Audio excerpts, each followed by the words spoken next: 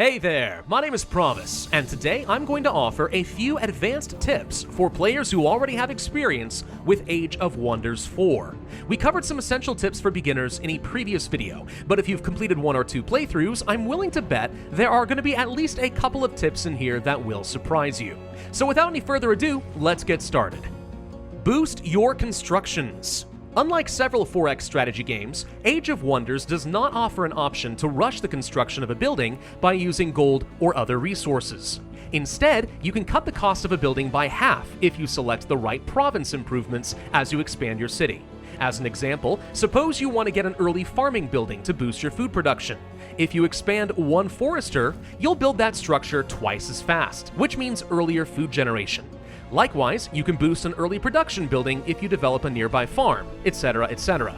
This is one of the reasons that food is such an important resource in the early game, because the right province improvements will translate into free production, best of both worlds.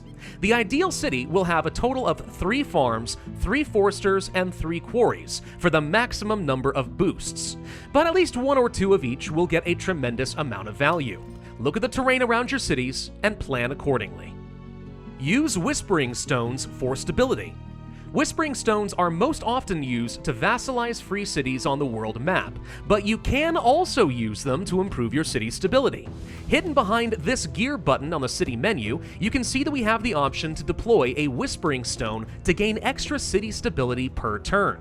If you watched my previous video, you know that high stability can grant extra food, production, and draft income, so this means that unused Whispering Stones can be used to get extra resources.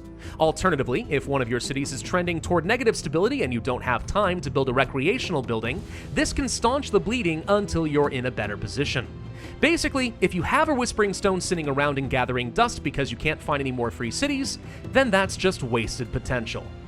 Release Vassal Cities. If you find yourself in a situation where you're over your city cap, you have only 2 options. You can increase your city cap in the general affinity tree for a hefty amount of Imperium, or you can release one of your cities as a vassal. This is an easily overlooked mechanic hidden behind the same gear button as the Whispering Stones. Simply select the option at your chosen city, and within a few turns, it will be released as a vassal already under your control. You can also use this mechanic proactively, deliberately settling down outposts, upgrading them to cities, and releasing them to spread your control over more of the map, even if you wouldn't have been able to control that city directly. Since a vassal city has its own population to expand, they'll typically grow far faster than an outpost. This is especially useful to claim more rare resources and establish buffer states between you and another player, or prevent infestations from spawning close to your own cities. Claims and Grievances. As an empire develops and expands its borders, it will automatically claim any provinces that are adjacent to a city's domain, its outposts, and any explored ancient wonders. If another player annexes and builds upon one of those claimed provinces, the aggrieved empire will receive a grievance against its neighbor. These grievances will reduce relations between the two nations, and can be used as a justification of war or sold for reparations. This naturally means that 2 neighboring empires with connected borders are going to have a lot of border friction and grievances against each other, increasing the chance of conflict. To some degree, this is unavoidable as the map fills out, and you may want to consider paying off grievances against your allies, or even deliberately settling close to your opponents to encourage them to expand in another direction if they want to avoid a war. Rulers can also have distant claims on provinces up to 3 spaces away from their own domain, but only generate grievances against players that settle an outpost or clear an ancient wonder within that range. Trade for rare resources and items. Believe it or not, other players exist for more than just allying or conquering. They can also make for valuable trade partners. If you open the diplomatic menu with another player, you'll see that you have the option to trade for their rare resources or even some hero items, assuming you have enough gold or mana to pay them. If you're close to finishing a set bonus for the rare resources and you can't find that last key resource, consider checking with your neighbors to see if they have any for sale. Similarly, you can also trade with free cities, paying a fee for access to their resources. Some of these trade deals are temporary, unfortunately, so you'll need to check back periodically to refresh them. Experience divides amongst units. When you defeat an enemy in battle, your units and heroes gain experience. The amount of experience they gain, however, is not obvious. Every enemy defeated is worth a certain amount of experience, depending on a few factors, such as their tier level. That experience is then pooled until the end of the battle, at which point it is then divided equally amongst all participating units. This has some huge implications. It might seem tempting to attack an army with the maximum number of reinforcements and defeat them with overwhelming force to prevent losses on your side, and sometimes that may be true. But if your goal is to quickly level up specific units or heroes, you actually are diluting the amount of experience those units receive by bringing in too many reinforcements and sharing the spoils. Before attacking, you should consider whether you already have enough forces to win handily, and maybe attack with a smaller group to concentrate the experience in only a few units. Some units can evolve. All military units can level up, whether they are heroes, cultural, or magical in origin. Your cultural and magical units will start as recruits and gain ranks as they gain experience, each increasing their health or stats. Rarely, though, you'll find a unit that is capable of evolving into a new, stronger unit once they reach a certain threshold. Elemental spirits are a good example of this. If you start with a lesser magma spirit and gain enough experience to reach the champion rank, it will evolve into a much stronger tier 3 magma spirit. Likewise, spider hatchlings can evolve into matriarchs, or copper golems can become iron golems. This lesser-known mechanic can be extremely useful for some empires and is a fantastic reason to consider concentrating your experience gain. Taking damage weakens units.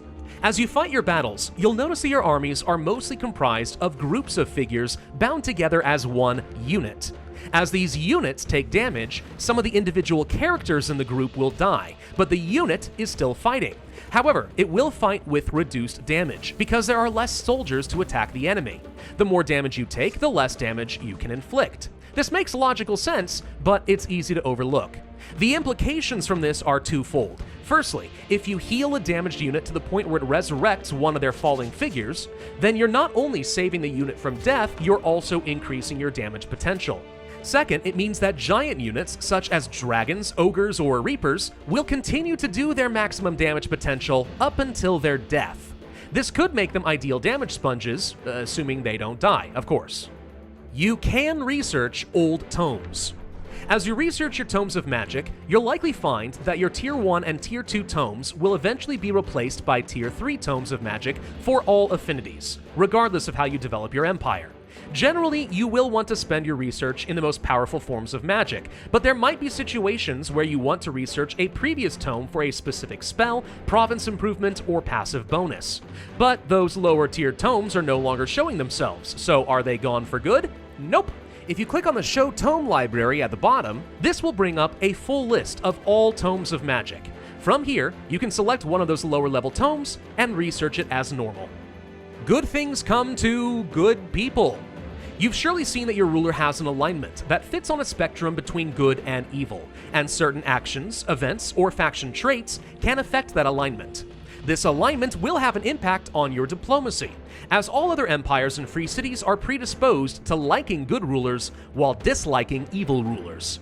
The better a person you are, the better your diplomatic relations will be. But in addition to all of this, good alignment characters are more likely to get positive random events. In contrast, evil alignment characters are more likely to get negative events, supposedly as a punishment for their wicked deeds. Basically, being evil may be convenient for ignoring international rules and honor while raiding or declaring war, but it comes at a price. However, if you walk the straight and narrow path, there are strong benefits to being a little goody two-shoes. Blech. That concludes my list of 10 advanced tips for Age of Wonders 4. Hopefully at least one or two of these tips taught you something you didn't know about the game, and you're better equipped to dominate in your playthroughs. If you did find this video helpful, then I would humbly ask that you hit that like button and share encouragement in the comment section down below, and of course, subscribe for my future content. My name is Pravus, thanks for watching, and I'll see you next time.